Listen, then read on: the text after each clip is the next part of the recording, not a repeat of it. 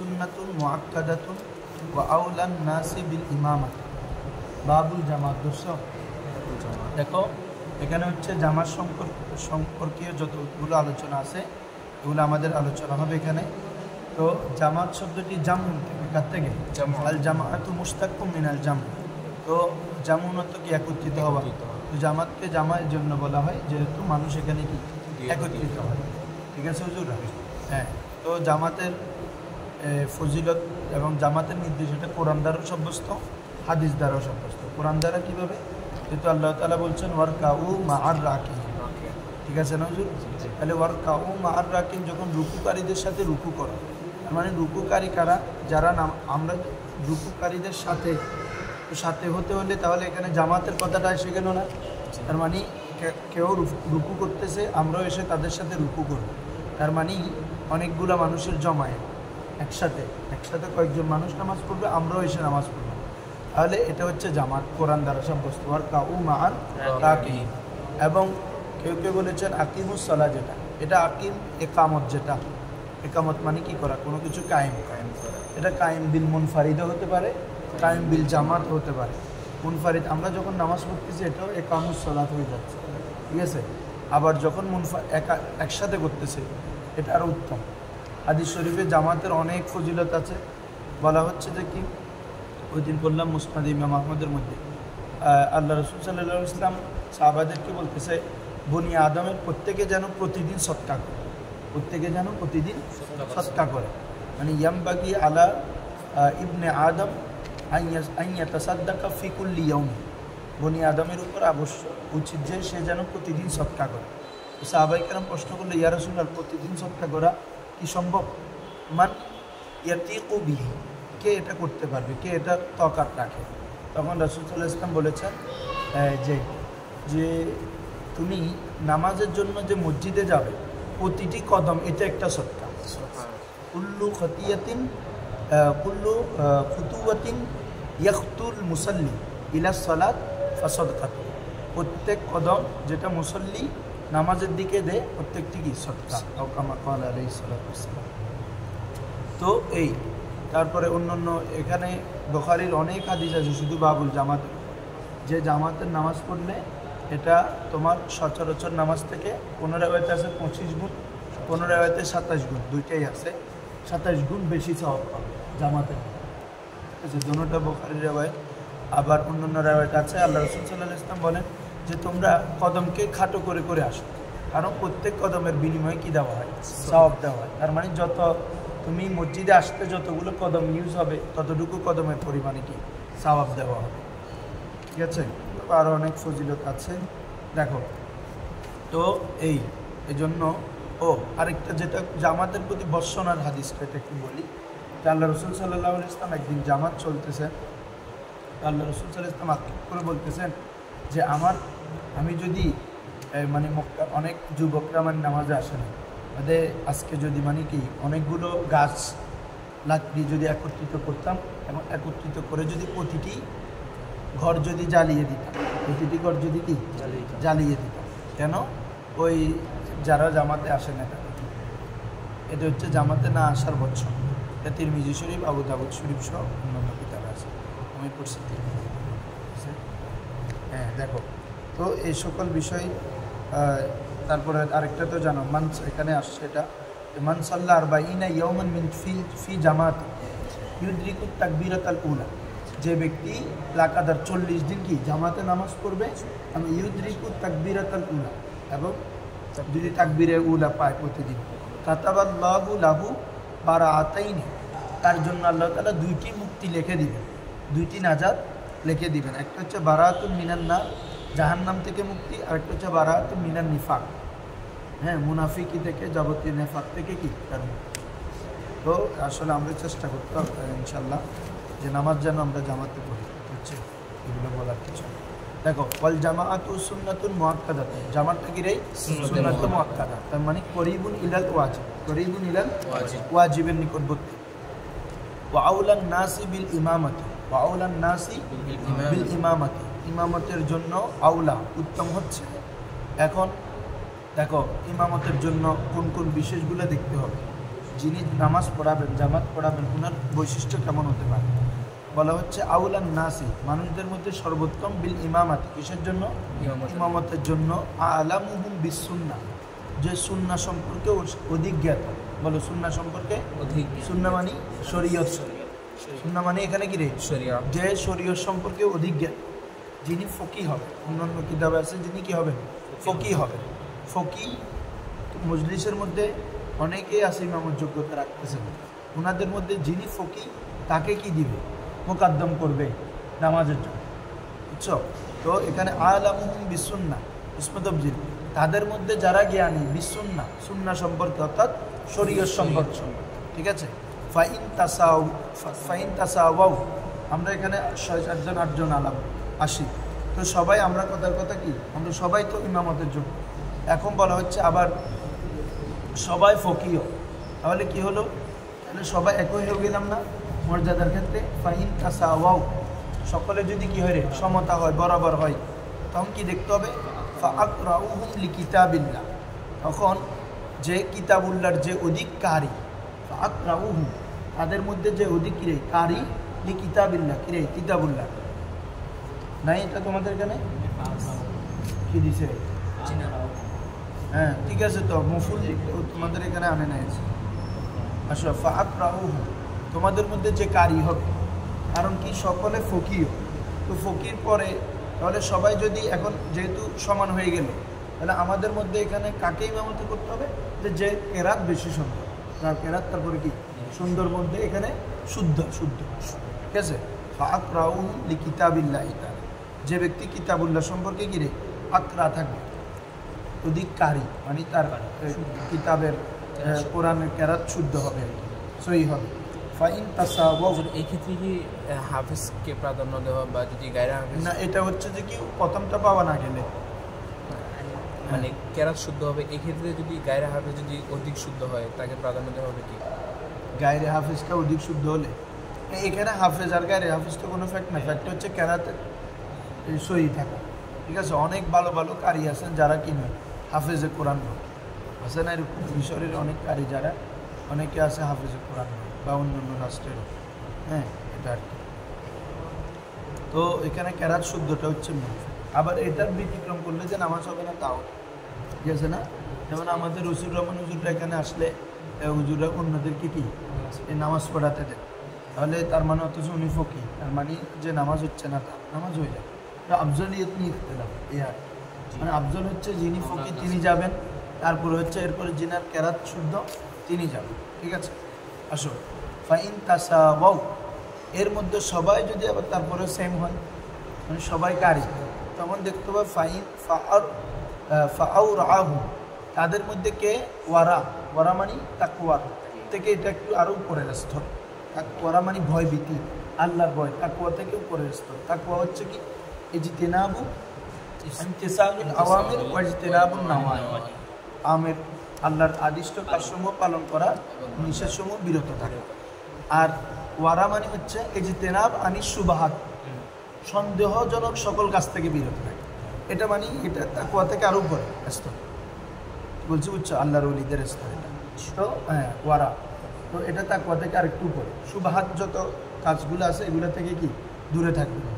তাহলে দেখো ফাইন তাসাওয়াও, যদি এই কেরাতের ক্ষেত্রে যদি প্রত্যেকের সমান হয়, তাহলে ফাআউরাহু, অথবা তাদের মধ্যে যে ওয়ারা বেশি তাকওয়াবান, বেশি আল্লাহর ভয় আছে, মুত্তাকি ফরেজগার, তাকে ইমামতের জন্য কি করবে? প্রাধান্য দেবে, ঠিক আছে হুজুর? হ্যাঁ, তিনি ইমামতের জন্য আবেদন। এরপর আসো ফাইন তাসাওয়াও, এর ঘরে সবাই দেখা যাচ্ছে সবাই মুত্তাকি ফরেজগার, তাহলে কি করবে? ফাআসান্নুহুম, তখন বয়স্ক যিনি আসে, সিন যার বয়স বেশি, হ্যাঁ, তাকে কি দিবে? প্রাধান্য। ফাআসান্নুহুম, ঠিক আছে হুজুররা? হ্যাঁ, তাদের মধ্যে বয়স যিনি আই আকবারুহুম সিন্নাহ, বয়সের দিক থেকে যিনি কি বেশি বড়, তাকে কি দিবে? রে প্রাধান্য দিবে। হ্যাঁ, কেন? তাদের উনার না কামাল বেশি, আর উনি জামাত পড়ছেন বেশি, এই জন্য।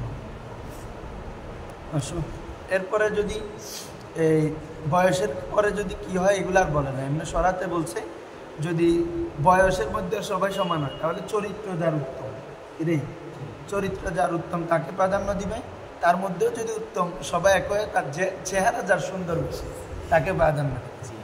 ঠিক আছে, বা আহসানুহুম ওয়াজহান, যার চেহারা সুন্দর বেশি তাকে প্রাধান্য দেয়। ওটা অনেকগুলো এই জন্য মানে ওই বলে না একটা সবগুলো দেখে ওগুলো হ্যাঁ গেট আপ সম্ভব না। আচ্ছা ধরো এখন করবো আমরা যে যাদেরকে নামাজের জন্য জামাত পড়ানোর জন্য এগিয়ে দেওয়া মাকরুহ। দেখো ওয়ায়ুকরাহু তাকদীমুল আবদি, ওয়ায়ুকরাহু তাকদীমুল আবদি, কোনো গোলামকে নামাজ পড়ানোর জন্য এগিয়ে দেওয়া কি মাকরুহ। দাসার কি গোলামকে এগিয়ে দেওয়া মাকরুহ। ওয়াল আরাবি, এবং গ্রাম্য লোক, যে নামাজের মানে আমাদের এখানেও এটা হিসাব হয় হতে পারে, গ্রামের একদম অজপাড়া গ্রামের লোক, ও এত সবসময় চাষাবাদ করে, বিভিন্ন কাজবার্তা করে, ঠিক আছে, পবিত্র সম্পর্কে ভালোভাবে জানা নেই, নামাজের আহকাম বিধিবিধান সম্পর্কে ভালোভাবে জানা নেই, এমন সকল ব্যক্তিকে নামাজের জন্য এগিয়ে দেওয়া কি মাকরুহ। এখানে মূল ইল্লতটা হচ্ছে তাদের মানে কি শরীয়ত সম্পর্কে এলম কম থাকার কারণ গোলামরা এত শিক্ষিত হয় না, শিক্ষিত হয় গোলামরা তো দাসদেরকে তো এত শিক্ষিত হয় না। তারপরে গ্রামের বেদুইন ব্যক্তি তখনের কথা, এখনও গ্রাম্য লোকেরা অনেক অশিক্ষিত বা অন্যদিকে শিক্ষিত হলেও সে নামাজের আহকাম বিধিবিধান বা অন্যান্য বিষয়গুলো জানে, ঠিক আছে না। এজন্য বলা হচ্ছে যে কি বল আরবি, আরবি মানে আরবি মানুষ না, গ্রাম্য লোক। আচ্ছা ওয়াল ফাসিক, এটা কি মানে পরিভাষা নাকি আরবি মানে? হ্যাঁ এটা পরিভাষা না, যা আল আরবি হাদিস শরীফে সবসময় পড়ো না, এক বেদুইন আসলো, এক গ্রাম্য লোক আসলো আল্লাহ রাসূলের কাছে। এক্ষেত্রে গ্রামে অনেক সময় হয় মসজিদের মধ্যে বৃষ্টির কারণে অনেক ইমাম সাহেব আসতে পারে না, ওই ক্ষেত্রে আমি বলি এটা তো ওজোর, একদম কেউ নাই, মানুষও আছে অনেক, তখন ওদের মধ্যে যারা একটু এরকম হয়তো অনেক সময় আমাদের এরকম হয়েছে যে মসজিদে আমি নামাজ পড়া যেতে পারছি না, বা 5 মিনিট দেরি হয়েছে, 2 মিনিট দেরি হয়েছে, এখন যে ব্যক্তি নামাজ পড়তেছে উনি কেরাত করতে পারে, মানে নামাজ পড়ার জন্য যথেষ্ট, কিন্তু এখন আমি গেছি, এখন ওনার পিছনে কি আমার নামাজ হবে? ওনার পিছনে কি আমার নামাজ হবে? হবে হয়ে যাবে, নামাজ হয়ে যাবে। এটা মাকরুহ সাহায্য হবে, এটা মাকরুহ সাহায্য হবে না। একটা দেখছি উম্মুর পিছনে এখানে আলেমের নামাজ হবে না। এটা না উম্মি বলতে তুমি যেটা বলতেছো এই উম্মি আর উম্মি এটি তো কেরাত জানে, তারপরে নামাজের আহকাম তো মোটামুটি জানে। আমাদের দেশের মুসলমানরা তো এতই জানে, একদম নামাজের ইতে নামাজ ফরদ্দানো না বাদ, তোমারও ওয়াজ করতে লাগবে না সবসময় পেলেই। আর যদি একদমই না জানে কত হচ্ছে অত পূর্ণাঙ্গ, ভুল হলে কেমন হবে, কি হলে কী হবে, সবগুলো জানে না, বুঝি না। একদিন তেলাওয়াত করতেছে কলি আইয়াল কাফিরুন, ওইটি মেহমান আসছিল আমার বয়সের মতো একটা, ও আয়সা সবাই বলতেছে ওর পিছনে নামাজ হবে না, এই ছেলের ওর তোর মিলে বাড়তো আছে, তো ওর পিছিয়ে একটু করছি ভুল হলো, ওর পিছিয়ে নামাজ পড়ি, এই এমন ব্যক্তি পিছনে যদি আমি নামাজ পড়ি, এখন তো কেউ নাই, পড়ে গিয়ে দেখতেছি যে সে নামাজ পড়তেছে, আমি জানি সে কেরাত চলে এরকম ভুল করে, তাহলে বিরত থাকতে হবে। তাহলে তুমি যেটা বললে এখন কেরাত পড়ায় কিন্তু ভুল করে, লাহানে জলি করে, তাহলে ইক্তেদা করবে না কোনো আলে। মানে এরকম যদি করি যে আমি জামাতটা পড়ি, পড়ার পরে নামাজটা পূর্ণ দোয়াইরা পড়ি, জামাতে সফট পাইলাম, আবার জামাতের নামাজ হইলে না জামাতের সব ঠিক আছে, নামাজ বলে এই ক্ষেত্রে একটা খণ্ডন হয়, মানে এই যে ওহাবি সুন্নির পিছনে আমাদের ব্যাপারটা তো হ্যাঁ দেখো আমি তো মূল কথা হচ্ছে এখন কোনো এখানে ওয়াহাবি তোয়াবি বলার দরকার নেই, বাতিল আকিদের পিছনে কথা বলতে হবে কি রে, বাতিল আকিদা বলে কীরকম ফিকার কিতাবে আসছে এভাবে। তো এখন বাতিল আকিদা যাদের মধ্যে পাওয়া যায়, অথবা হচ্ছে যে কি যদি এটা নিশ্চিত জানা যায় যে কি বাতিল আকিদা লালন করে, তাহলে তার পিছনে নামাজ পড়বে না, তার পিছনে নামাজ পড়বে না। আর যদি কোনোভাবে কোনো কারণে পড়তে হয়, তাহলে পরবর্তীতে ওয়াজিবুল আদা করতে হবে, আদা করে দিতে হবে। কী বলছি বুঝছো, এটা আমিও করতে হবে আমাদের এখানে। তো এটা তো জুমার সময় না, জুমা অন্য জায়গায় পড়ি যদি পারি।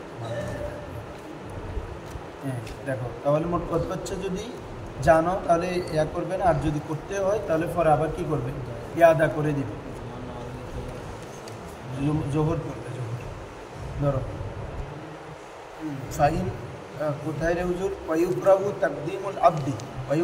তাকদীমুল আবদি ওয়াল আরাবি, হ্যাঁ, আবার অনেক সময় তো দেখা যায় যে ধরো এখনকার তো আমরা একটা ফেরকা হিসাবে চিনি ফেলি, ঠিক আছে না?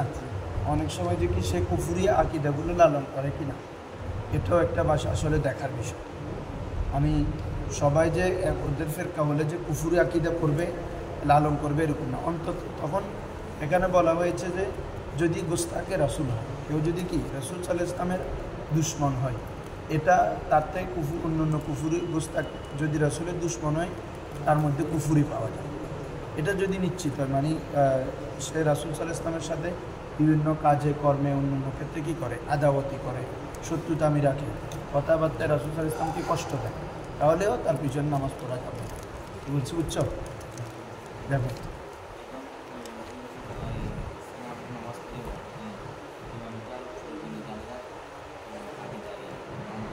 হ্যাঁ, ওটাও হ্যাঁ,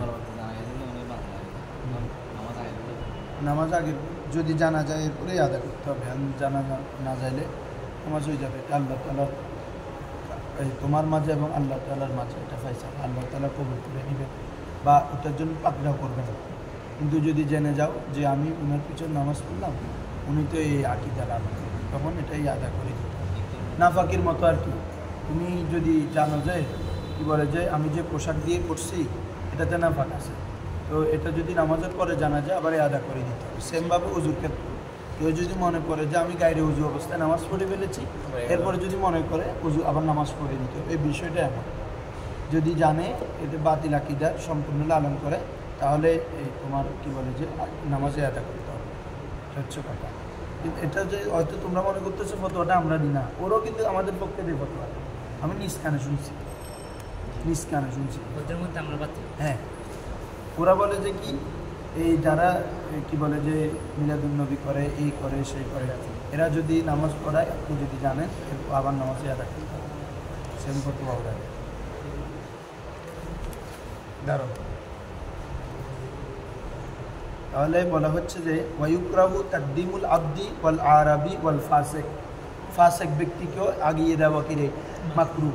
ফাসিক মানে যে গুনাহ করে, মাইয়ারতাকিবুল মাআসি, বলো মাইয়ারতাকিবুল মাআসি, যে কবিরা গুনাহ করে এমন ব্যক্তিকে ফাসিক বলা হয়। কি বলছি বুঝছো? কাফের না, আমাদের মতে কবিরা গুনাহকারী কি রে ফাসিক।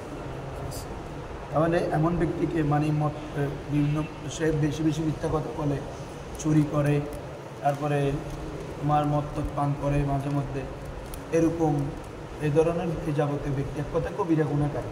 ঠিক আছে, সগীরা গুনাহ তো থেকে বাচ্চা থাকো, তো এটা মানে কি আল্লাহ তাআলার রহম ছাড়া এটা অসম্ভব। ঠিক আছে, সগীরা গুনাহ ছোটোখাটো হয়ে যায়, এটা কিন্তু আম্বিয়া কেরাম ছাড়া আমরা মানুষ যারা উম্মত, আমাদের থেকে ছোটো গুনাহ হবে, ওগুলো আবার আমাদের আমলের মাধ্যমে কী হয়ে যাবে, মাফ হয়ে যাবে। যেমন এই যে তুমি এক নামাজের মাঝখানে আবার নামাজ পড়তে উজু বানাচ্ছ, এটার মাধ্যমে কি সগীরা গুনাহ মাফ হয়ে যায়। ইন্নাল হাসানাতা ইউযহিবনা সাইয়্যাত, যে নেক কাজগুলো সাইয়্যাতকে কি করে ফেলে, দূরীভূত করে ফেলে। হ্যাঁ হ্যাঁ হ্যাঁ, আল জুমাতু ইলাল জুমাতি, তারপরে মুকাফফিরাতুন লিমা বাইনাহুম, এভাবে রাওয়াত আছে তোমরা পড়ছো এগুলো। তো ওখানে যেগুলো মাফ হয় এগুলো ছোটো গুনাহ, ঠিক আছে, কবিরা গুনাহ নয়। এই জন্য এই কী বলে যে এখানে ফাসিক দ্বারা হচ্ছে যে কী করে কবিরা গুনাহ। তারপর হচ্ছে ওয়ালাদিস জানা, কিসের জানার সন্তান, হ্যাঁ ও ওয়াল আমা, অন্ধ ব্যক্তি। আমার এখানে আচ্ছা, আমার এখানে পরে দিছে, আমাদের এখানে আগে দিছে। দেখো ওয়ালাদিস জানা ওয়াল আমা, দেখো আমার হচ্ছে অন্ধ ব্যক্তির পিছনে নামাজ পড়া, কারণ আদায়ের মধ্যে এটার কারণ বর্ণনা করেছে। কারণ সে অনেক সময় পথ দিয়ে আসতেছে, কোথায় না পাখি লাগছে লাগে নাই, তারপরে সে তার পবিত্রতা নিয়েও কি সে তো দেখতেছে না, এজন্য তার পিছনে নামাজ পড়া মাকরুহ, কিরে হারাম না। অন্ধ ব্যক্তির পিছনে নামাজ পড়া কি মাকরুহ। হ্যাঁ, আসলে মাল কারাহ তারা আদায় হয়ে যাবে, তবে উত্তম হচ্ছে এমন ইমাম না রাখা। ঠিক আছে, হ্যাঁ, কেউ যদি বলে উনি হাফেজ হয়েছে নামাজ পড়াবে না, উনি নামাজ অন্য পেশা নাই না, ঠিক আছে, তুমি নামাজ পড়বা যে তুমি কারাহাতের সাথে কেন নামাজ পড়বে? হ্যাঁ, প্রতিবন্ধী আছে, মানে হাত দেখা পাও দেখা বা এদের মাধ্যমে কি না, নামাজ হবে, কিন্তু ওদের ইমামতের জন্য যদি পিছনে সুস্থ ব্যক্তি থাকে তাহলে আগে সুস্থ ব্যক্তিকে আগায় দিতে হবে। বলছি বুঝছো? এগুলো অনেক কাজের জন্য, প্রত্যেক কাজ সুস্থ ব্যক্তিকে আগায় দিবে, যে সুস্থ এবং কেরাত বা নামাজের হাকাম সম্পর্কে জ্ঞান। এক্ষেত্রে অনেক সময় তারাবি নামাজ অন্ধ হাফিজও পড়ায়। বলতেছি তো মাল কারাহাত আদায় হয়ে যাবে, মাল কারাহাত নামাজ আদায় হয়ে যাবে, তবে উত্তম হচ্ছে যে কি এমন হাফেজ না রাখা। বলছি বুঝছো? হ্যাঁ দেখো এ তো এখানে বলা হচ্ছে ওয়াল আমা লিয়ান্নাহু লা ইয়াতাজান্নাবুন নাজাসাতা, সে নাজাসাত থেকে বেঁচে থাকতে পারে না, ঠিক আছে। ওয়ালা ইয়াহতাদি ইলাল কিবলা ইল্লা বিগাইরিহি, অন্যের সাহায্য ছাড়া সে কিবলা কোন দিকে এটা বুঝতে পারে না, ঠিক আছে। হ্যাঁ তো বলা হচ্ছে ইদা লাম ইয়াকুন গায়রুহু মিনাল বাসারাই আবদালু মিনহু ফাহুয়া আউলা। দেখছো বলা হচ্ছে ইদা লাম ইয়াকুন গায়রুহু মিনাল বাসারা আবদালু মিনহু ফাহুয়া আউলা। হ্যাঁ তবে এখানে মজলিস আছে, মজলিসের মধ্যে এমন কেউ নাই যে ওই অন্ধ ইমাম থেকেও কি আফজল। যারা আছে সবাই বাল মানুষ, এমনি ওরা ওর থেকে আরো খারাপ। ও তো এমনি দেখতেছে না, জানে ইকতেরা তো, ও কিন্তু শরীয়ত সম্পর্কে জানে, কোরআন কেরাত সম্পর্কে পড়তে পারে, ওরা তো নামাজে পড়তে পারবে। এই জন্য মজলিসটা যদি এমন হয় যে অন্ধ ব্যক্তি থেকে আফজল আর কেউ নেই, তখন অন্ধ ব্যক্তি দিয়ে নামাজ পড়ানো যাবে, ঠিক আছে হুজুর? তাকে দিয়ে নামাজ পড়ানো আফজল। আসো হ্যাঁ বলা হচ্ছে ফাইন তাকাদ্দামু জাযা, এই এতক্ষণ যেটা বলতেছিলাম, যদি তাদেরকে মোকদ্দম করে দেওয়া হয় জাযা, নামাজ জায়েজ হয়ে যাবে। আমাদের মুফতি সাহেব হুজুর বলে যে জাযা, এই যে হ্যাঁ হ্যাঁ বলতেছি।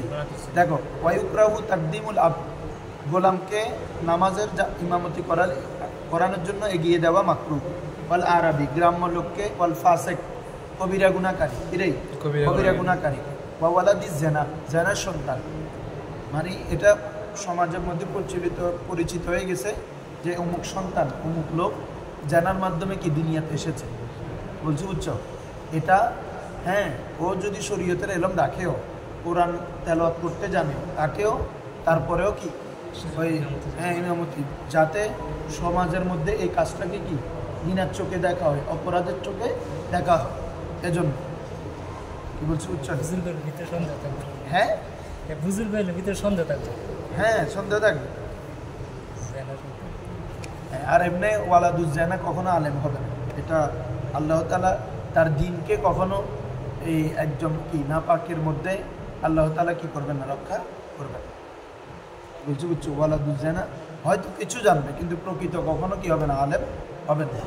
এটা হেদায়ের মধ্যে বলা হয়েছে, কারণ আকসারুল ওয়ালাদুজ্জানাই আল জাহল, বলা হচ্ছে অধিকাংশ ওয়ালাদুজ্জানা এটা জাহেল, অধিকাংশ ওয়ালাদুজ্জানা এটা কি জাহেল। থাকে কারণ অনেকগুলো কারণও আছে, এগুলো বলতে গেলে তো অনেক কারণ হচ্ছে ওয়ালাদুজ্জানার কোনো পিতৃ পরিচয় থাকে না, তার মানে ওকে তরবিয়ত দিবে যে ভালো কিছু শিখাবে এমন কেউ তো নেই, ঠিক আছে না?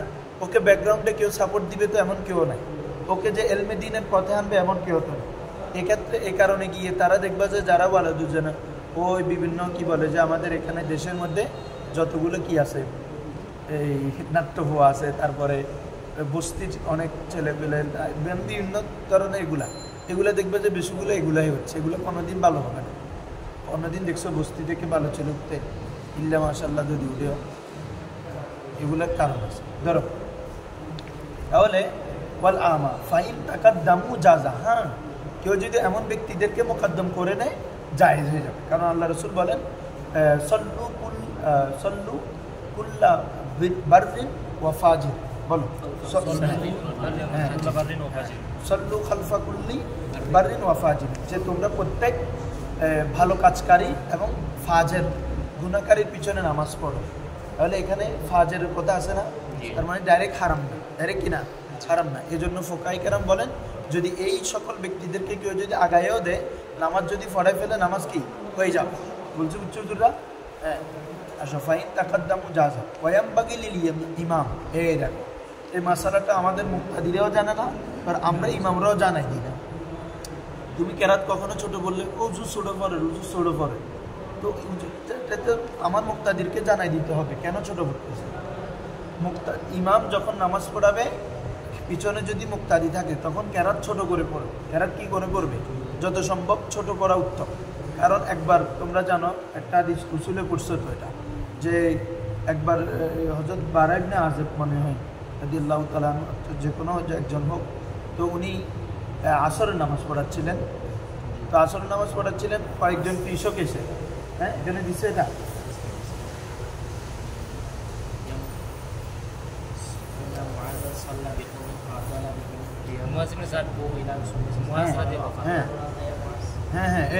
ঠিক আছে, অর্থাৎ মুআয বিন জাবাল রাদিয়াল্লাহু তাআলা। তো উনি একটু কেরাত লম্বা করেছেন। তো লোকরা ওই আসরের নামাজের পরে ওনারা শেষ দিতে যাবেন ক্ষেত খামারে, তো উনি কেরাত কি করেছেন, লম্বা করেছেন। অন্য কোনো কোনো রেওয়ায়েত আছে ফজর নামাজের পরে। কিসের পরে রে? ফজরের নামাজের পরে। তো ওনারা ক্ষেত খামারে যাবেন, তো উনি যেহেতু কেরাত লম্বা করেছেন, তাহলে ওদের কেরাতে দেরি হয়ে যাচ্ছে না, এজন্য ওনাদের কাজে দেরি হয়ে যাচ্ছে। তো ওরা সকলে গিয়ে আল্লাহ রাসূল সাল্লাল্লাহু আলাইহি ওয়াসাল্লামের কাছে কি করলেন, অভিযোগ করলেন। তখন আল্লাহ রাসূল সাল্লাল্লাহু আলাইহি ওয়াসাল্লাম মুআয রাদিয়াল্লাহু তাআলা আনহুকে ডাকলেন এবং বললেন, হ্যাঁ আফাত্তানু আনতা ইয়া মুআয, এ মুআয তুমি কি ফিতনাকারী? নাউযুবিল্লাহি মিন যালিক। এখানে ফিতনাকারীদের উদ্দেশ্য হচ্ছে ফিতনা না, মানুষকে এখানে কষ্ট দানকারী। তুমি কি মানুষকে কষ্ট দানকারী? কি বলবো, তুমি কি মানুষকে কষ্ট দানকারী? অর্থাৎ তোমার কাজের মাধ্যমে তো এই সাহাবারা কি পেল, কষ্ট পেল, ঠিক আছে। এই জন্য আরও অনেক হাদিস আছে, আল্লাহ রাসূল সাল্লাল্লাহু আলাইহি ওয়াসাল্লামের ডাইরেক্ট কওলি হাদিস আছে, এটা তো ফেল, অন্য সাহাবারা ইয়া দিয়েছেন। এজন্য অন্য রিওয়ায়াতের মধ্যে এসেছে, এটা বুখারীর মধ্যে আছে, যে তোমরা যখন ইমামি করবে কেরাতকে কি করবে, ছোট করবে। ফাকসিরুল কেরাতা, কেন? তোমাদের পিছনে ফাইন্না খালফাকুম আশ-শাইখা, তোমাদের পিছনে বৃদ্ধ মানুষ আছে, ঠিক আছে। ওয়াদাল হাজা, তোমাদের পিছনে প্রয়োজন আছে এমন অনেক মানুষ আছে, হাজতওয়ালা, ঠিক আছে, আছে না ওইটা? হ্যাঁ, তাহলে আমি ওইটা করি নাই। হ্যাঁ এই তো, কেননা তাদের মধ্যে মরিদ আছে, অসুস্থ ব্যক্তি আছে মুক্তাদির মধ্যে, ওয়াল কাবীরা, তারপরে বয়স্ক ব্যক্তি আছে, ওয়াজাল হাজা, প্রয়োজন আছে, অনেকের অনেক প্রয়োজন। তুমি কেরাত একটা লম্বা করে বসে আছো, হ্যাঁ, এই জন্য এই অতিরিক্ত লম্বা করা উচিত হবে না।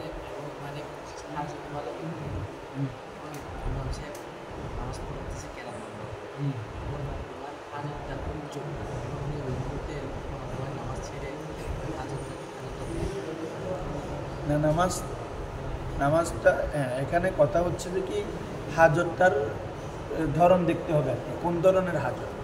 ধরো ওদের কথা, তুমি সৌদি আরব যাবা, 5-10 লাখ টাকা খরচ করছো, এমন একটা অবস্থা যে তুমি যদি আর 2-5 মিনিট দেরি করো তোমার ফ্লাইটও মিস হতে পারে।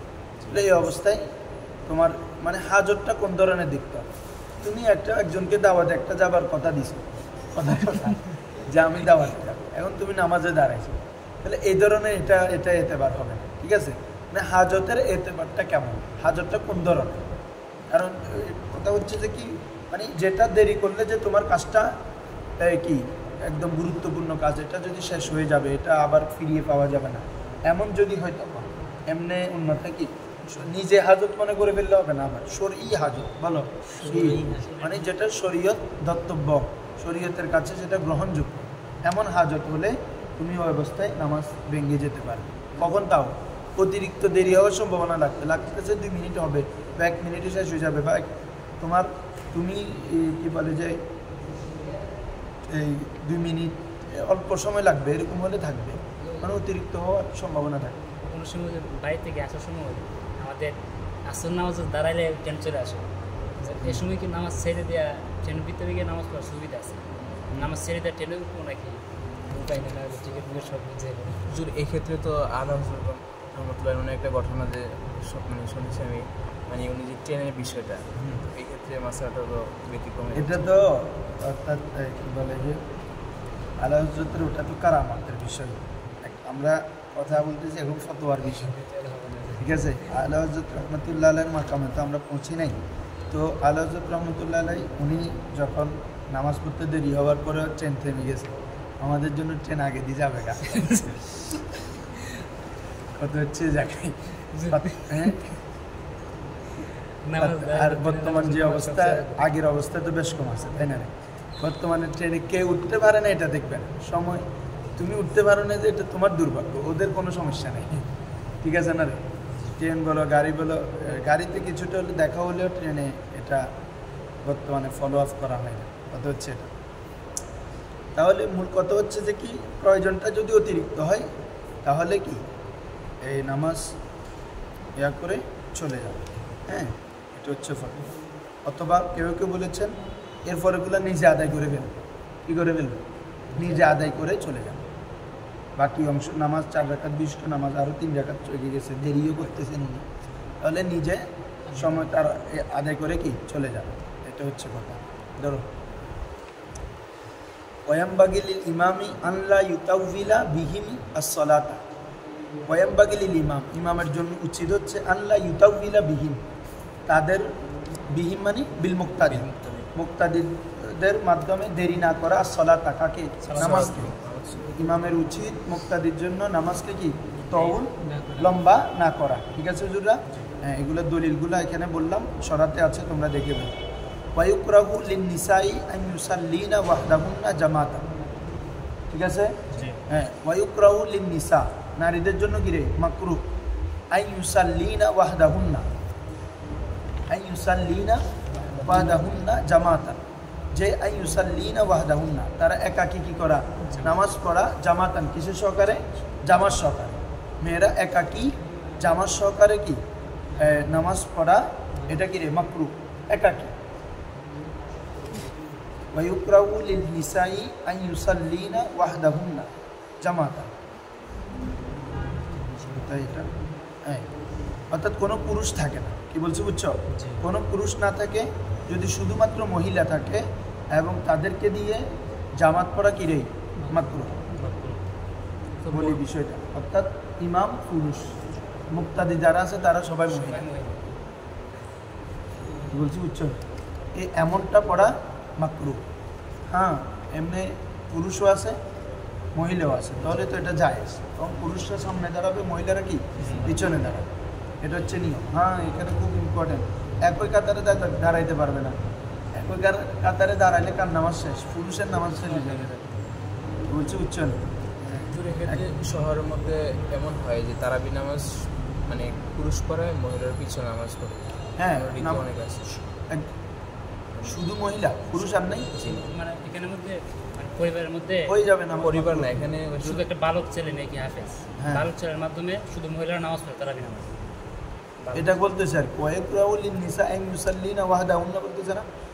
ওয়াহদাহুন্না মানে শুধুমাত্র মহিলা, শুধুমাত্র মহিলারা, একাকী না, এখানে শুধুমাত্র মহিলা। আর যদি মানে আমি আমার পরিবার যারা সবাই মাহরাম, এদেরকে নিয়ে যদি আমি জামাত করি, এটা জায়েজ আছে। মানে এখানে তো যখন পুরুষ নাই, হ্যাঁ, পুরুষ নাই, হ্যাঁ, এটা মানে হচ্ছে যে আমার মা আছে, আমার বোন আছে, আমার খালা আছে, এদেরকে নিয়ে এদের আবু সমাজ আমার মাহরাম হলে এটা স্ত্রী, মা, হ্যাঁ, বোন, ওনাদেরকে নিয়েও তারাও পিছনে দাঁড়াবে। পিছনে দাঁড়াবে না, জায়েজ আছে। না না।